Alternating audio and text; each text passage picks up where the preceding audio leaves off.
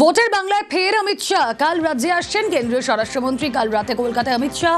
কাল নিউ টাউনের হোটেলে কোর কমিটির মিটিং রয়েছে। শনিবার সকালে ব্যারাকপুরে কর্মী সভায় যোগ দেবেন অমিত শাহ।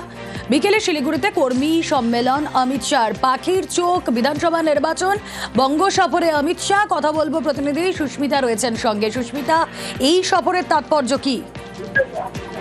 দেখো, এর আগেও আমরা দেখেছি যখন 1 মাস আগে ঠিক অমিত শাহ এসেছেন রাজ্যের বঙ্গ সফরে, তখন পাখিরচোখ বিধানসভা নির্বাচনই ছিল এবং সেখানে অমিত শাহ কোনো 3 দিনের সফরে তিনি কোনো প্রকাশ্য জনসভা করেননি। এবং এবারও সেই একই, আমরা কিছুদিন আগেই খবর করেছিলাম যে কেন্দ্রীয় নেতৃত্ব তারা জোন ভাগ করে, বিভাগ ভাগ করে তারা সাংগঠনিক পরিস্থিতি বুঝতে চাইছেন এবং সেই মোতাবেক এবারও দেখা যাচ্ছে অমিত শাহ তিনি 31শে জানুয়ারি 2টি কর্মী সভা করবেন। সেখানে প্রথম কর্মী সভা উত্তর ব্যারাকপুর বনগাঁ সাংগঠনিক জেলার কর্মীদের নিয়ে ব্যারাকপুর আনন্দপুরের মাঠে তিনি কর্মী সভা করবেন এবং সেখানেও তিনি সাংগঠনিক ভিত বুঝে নেওয়ার চেষ্টা করছেন মূলত বিধানসভা নির্বাচনের আগে।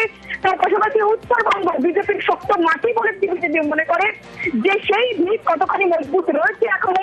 21-এর মতোই 26-এও কি বিজেপি উত্তরবঙ্গে একই রকম ভাবে ফলাফল ভালো করতে পারবে কিনা সেই সাংগঠনিক পরিস্থিতি বুঝতে উত্তরবঙ্গের সাংগঠনিক কর্মী সমর্থকদের নিয়ে তিনি কর্মী সভা করবেন 31শে জানুয়ারি বিকেল 3:30 নাগাদ। এবং 31শে জানুয়ারি তার দিল্লি ফেরার কথা রয়েছে। এর পাশাপাশি 30শে জানুয়ারি অর্থাৎ আগামীকাল তিনি নিউ টাউনের পাঁচজোড়া হোটেলে সেখানে তিনি 2টি বৈঠক করবেন। প্রথম বৈঠক